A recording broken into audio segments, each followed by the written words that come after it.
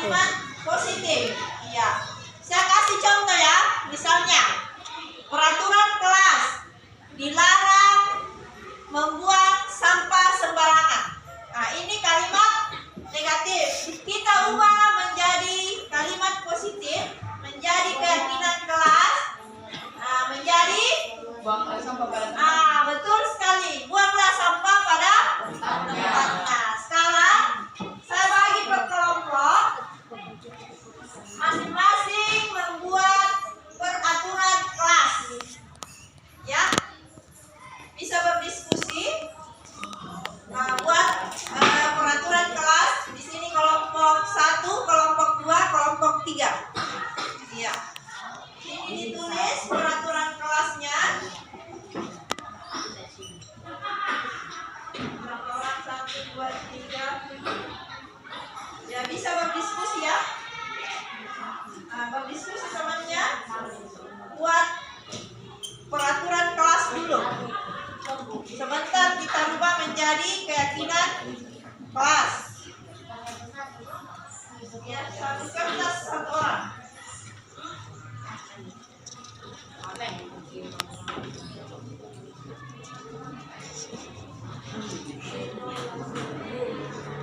Ya, bisa. Ya, bisa juga satu peraturan saja satu orang.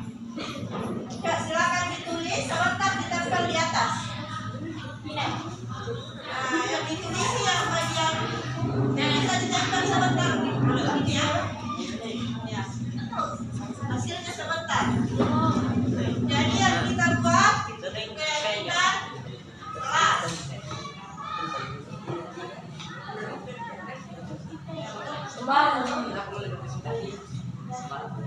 Ya, jadi sebelum membuat keyakinan kelas, kita buat dulu peraturan kelas.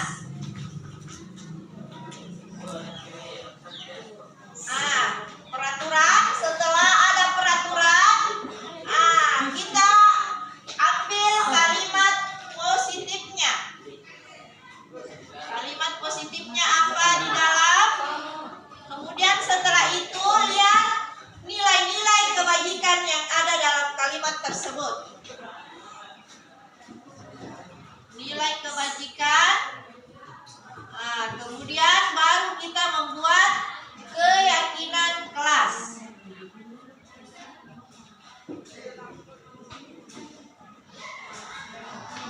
Silakan buat dulu peraturan kelas. Banyak kan peraturan? Ya, misalnya di dalam negeri, apa dan sebagainya, di dalam banyak. Dalam makan di dalam. Iya, banyak sekali peraturan-peraturan yang bisa dibuat. Silakan ditulis. Ya, baru tempel di atas.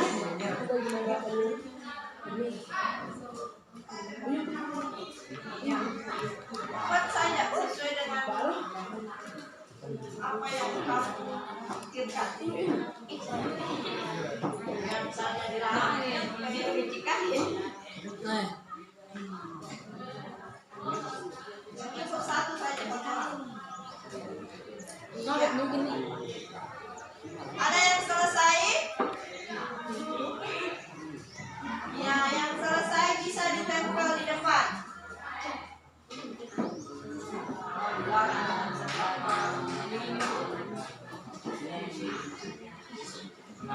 Ya, bisa ditempel di atas.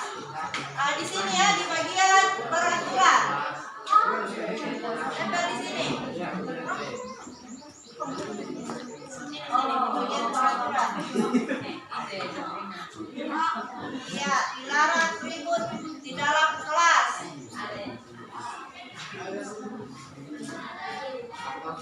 Ya, silakan tempel.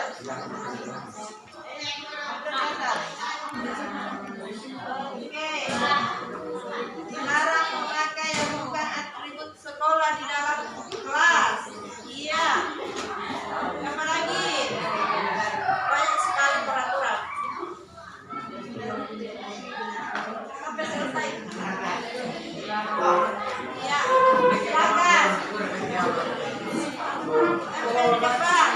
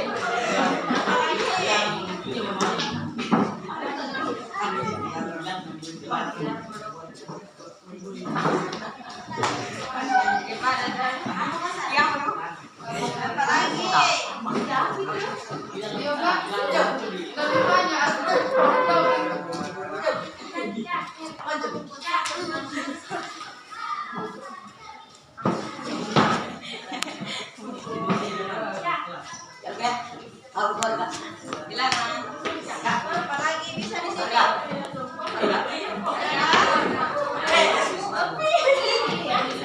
Nah, selanjutnya tadi kan banyak bilang. Nah, sekarang kita ubah dalam bentuk kalimat positif.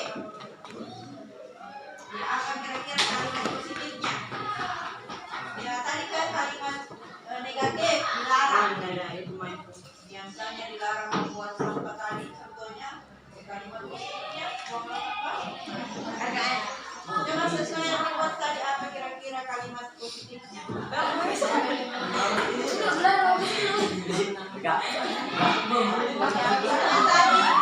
dilarang membuat berarti harus benar misalnya. Ya, yang begitu. Berarti ya, ambil kalimat positifnya dan itu kita akan jadikan keyakinan kelas sebentar.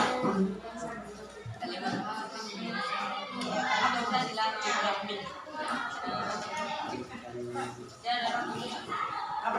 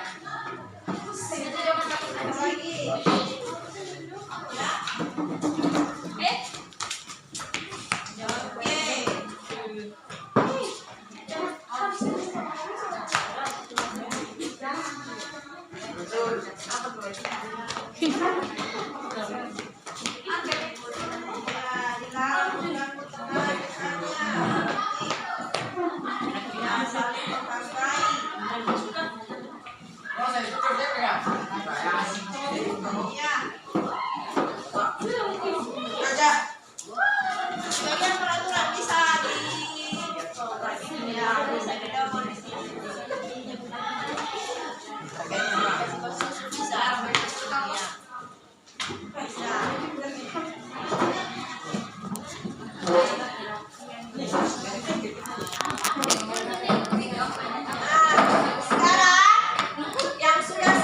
Kalimat positifnya, coba dari kalimat yang Anda buat, apa kira-kira nilai kebajikan yang ada di dalam? Saya contohkan, misalnya berpakaian rapi, berarti nilai kebajikan bisa.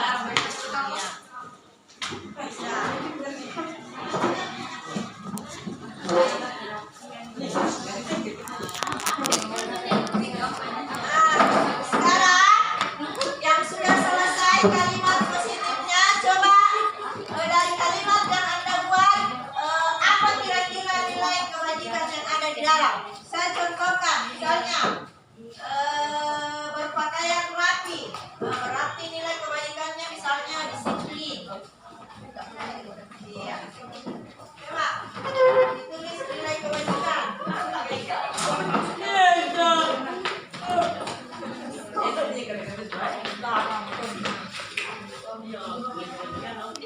Nilai kebajikannya misalnya dilarang teman berarti saling menghargai atau saling menghormati. Nilai kebajikannya lagi, coba ditulis nilai kebajikan.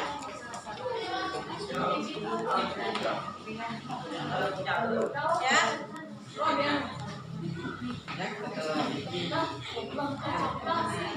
Ya, bisa ditulis.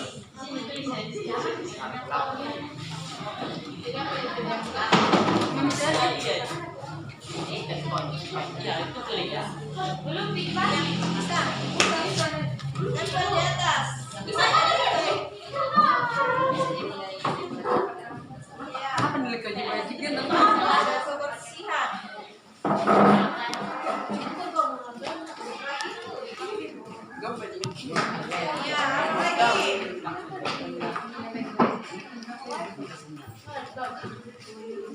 Ya, apa lagi? Dilarang memegang sandal misalnya, mematuhi peraturan.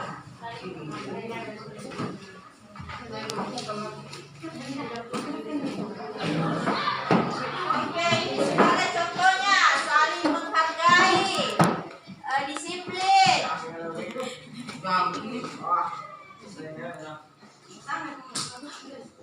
Iya, menjaga kebersihan, membuat suasana indah. Apalagi?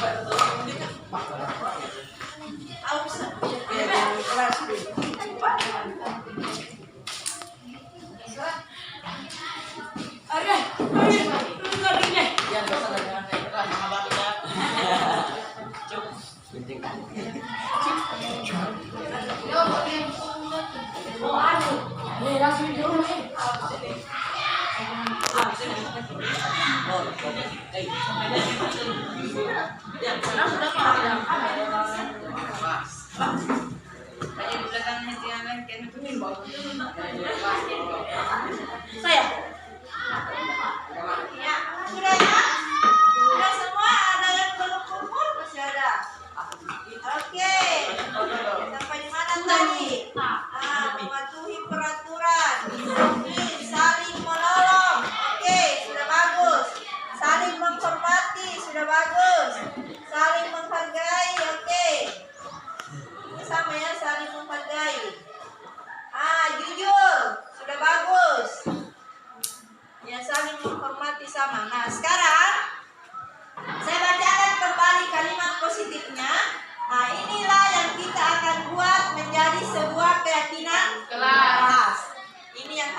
kita patuhi. Harus memakai pakaian lengkap di sekolah, ke sekolah, membuang sampah pada tempatnya, kemudian menjaga kebersihan kelas. Itu jadikan di keyakinan kelas. Ya, buat keyakinan kelas di sini. Jadi yang kalimat-kalimat positif ya. Menghargai teman. Ya, coba bisa ditulis kembali. Kemudian giat belajar. Itu sudah masuk keyakinan kelas ya. Tempelkan sebentar di sini. Ya. Iya, satu orang. Menghormati antar teman. Ini bisa dijadikan keyakinan kelas. Ya, yang kalimat-kalimat positifnya. Ya, harus mandiri, menjaga kerapian.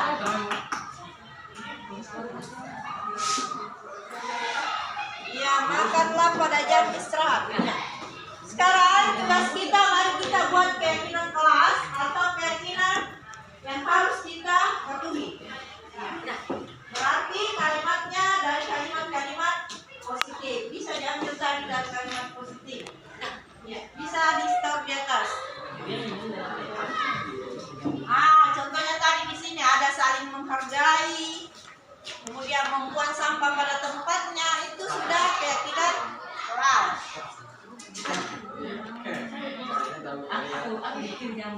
Iya, memakai pakaian seragam ke sekolah. Iya. Jadi nanti misalnya ada yang tidak memakai seragam ke sekolah, berarti dia sudah melanggar keyakinan kelas. Ini kalian yang sepakati ya.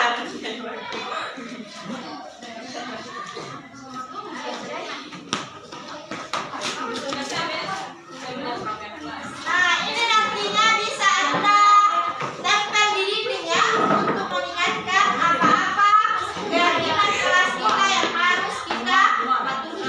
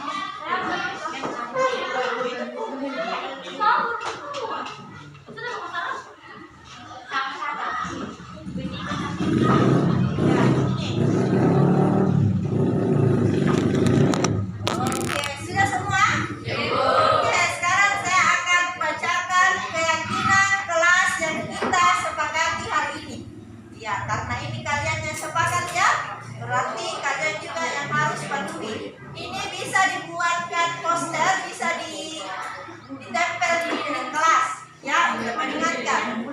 Yang pertama, memakai pakaian lengkap ke sekolah, menjaga kerapian kelas, menghormati teman, ya, saling menghormati satu sama lain, sopan dan santun, harus bersikap sopan dan santun, membuang sampah pada tempatnya, giat belajar. Ingat-ingat itu keyakinan kelas, giat belajar, saling menghargai. Ini sama, menghargai teman, sama ya. Kita harus mengerjakan tugas-tugas sekolah. Ini sama. Kemudian dilarang makan di dalam kelas atau saat belajar. Membuang sampah sama. Harus memakai pakaian seragam sekolah. Ya, sama ya. Ya, jadi itulah kesepakatan kelas yang kita sudah buat bersama. Jika ada yang tidak melakukan,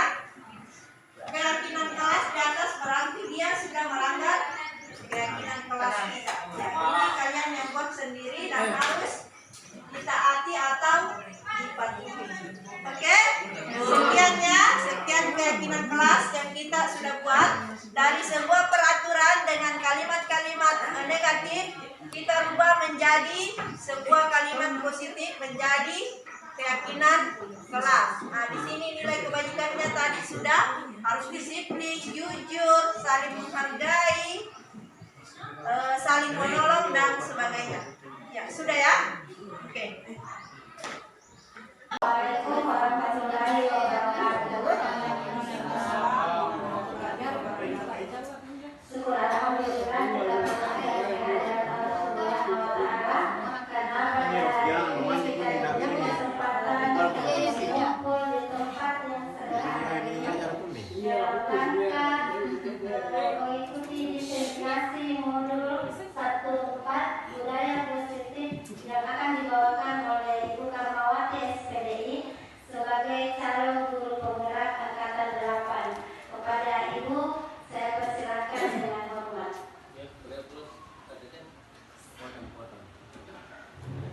Oke, terima kasih kepada Ibu Rosnari. Bismillahirrahmanirrahim. Assalamualaikum warahmatullahi wabarakatuh.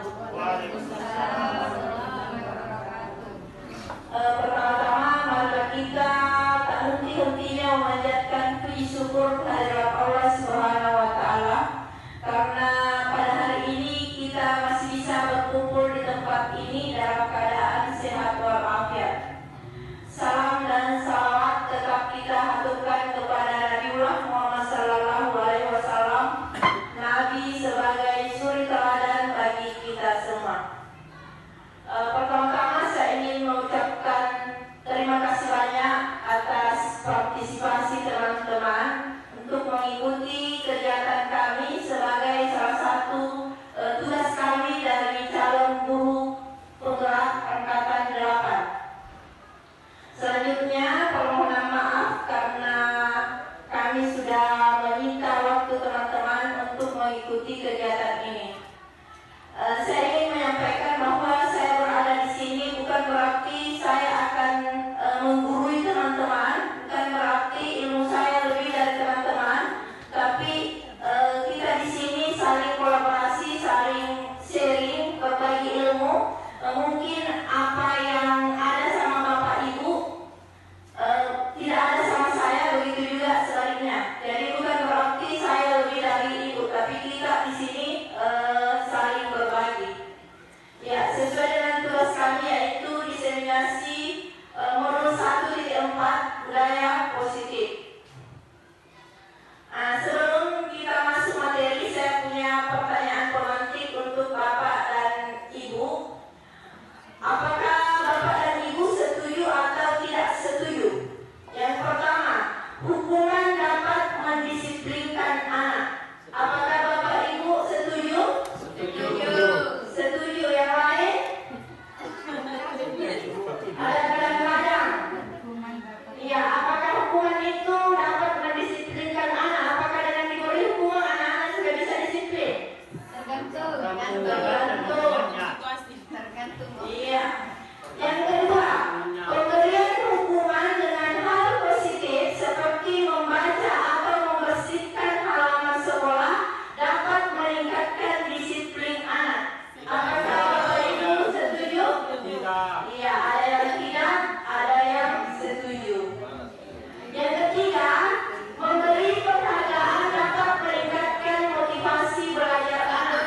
Setuju. Iya, oke, kita akan dapatkan jawabannya sebentar.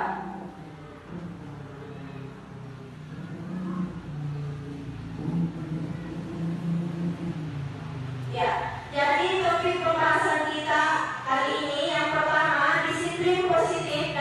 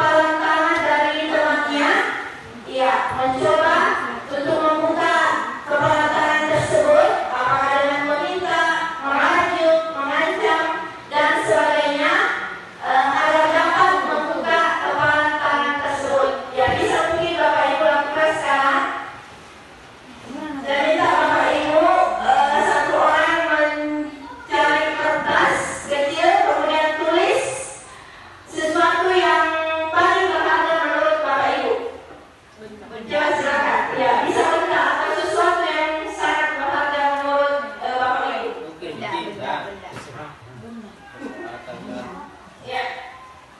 Uang.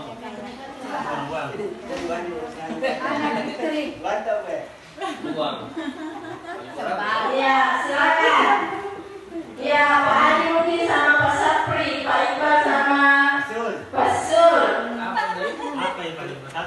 Iya, apa kira-kira yang paling berharga menurut Bapak Ibu?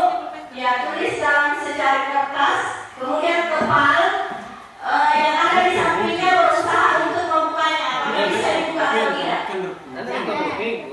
Kita sama Kak Oco,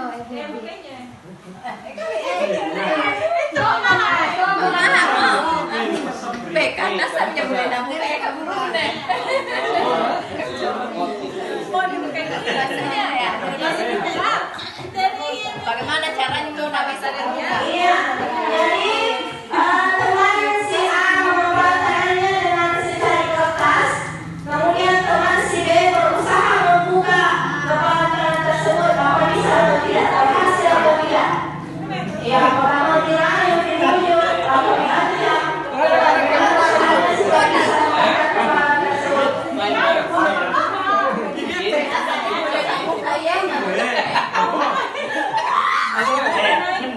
Siapa yang kebutuhan?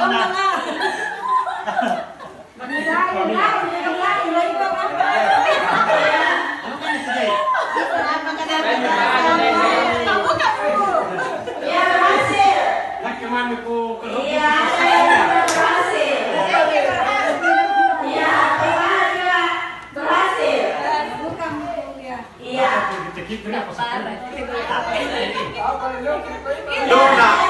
Dona tahu gitu. Kegiatan kepala ini adalah sebuah perubahan paradigma. Ya, ini ilusinya bisa kita lihat. Itu adalah perubahan paradigma teori kontrol. Iya. Jadi itu adalah ilusi guru bagaimana mengontrol murid. Ya, yang kedua, ilusi bahwa kritik dan membuat orang bersalah dapat menguatkan karakter. Kemudian yang ketiga, ilusi bahwa semua penguatan tersebut efektif dan bermanfaat, dan ilusi bahwa orang dewasa memiliki hak untuk memaksa. Ya, mungkin tadi ketika kepala tangan tidak bisa terbuka, ada yang memaksa. Ya, sampai dia berhasil. Ya, itulah perubahan paradigma teori kontrol. Ya, kemudian stimulus respon, kita mencoba mengubah orang agar berpandangan sama dengan kita. Teori kontrolnya, kita berusaha memahami pandangan orang lain tentang dunia. Yang kedua, perilaku buruk dilihat sebagai suatu kesalahan. Kemudian semua perilaku memiliki tujuan. Itulah teori kontrolnya. Kemudian orang lain bisa mengontrol saya. Teori kontrolnya hanya Anda yang bisa mengontrol diri Anda. Kemudian saya bisa mengontrol orang lain. Itu stimulus respon. Kemudian teori kontrol, Anda tidak bisa mengontrol orang lain. Jadi hanya orang lain yang bisa mengontrol dirinya. Kemudian pemaksaan ada pada saat rujukan gagal. Ya. Dirinya sendiri. Ya. Jadi tidak hanya itu adalah konsekuensi.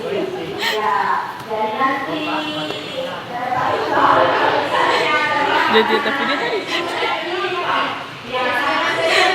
Banyak kita video.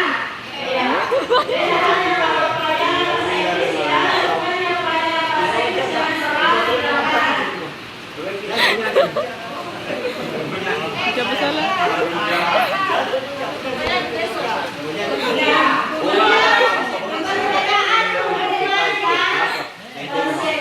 Stimulus respon model berpikir menang kalah, sedangkan teori kontrol model berpikir menang-menang. Ya, inilah disiplin positif dan teori kontrol.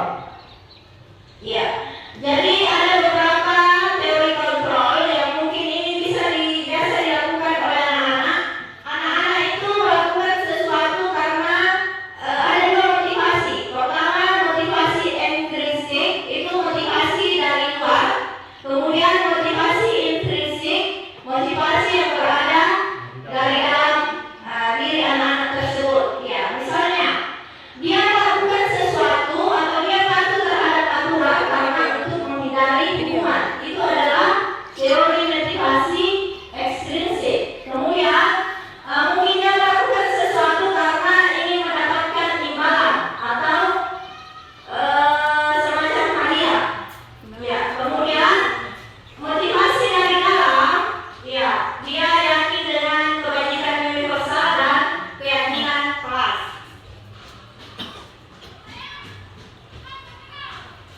Iya. Selanjutnya inilah posisi kontrol yang selama ini biasa kita lakukan, termasuk saya masih berada di posisi kontrol sebagai penghubung. Ya.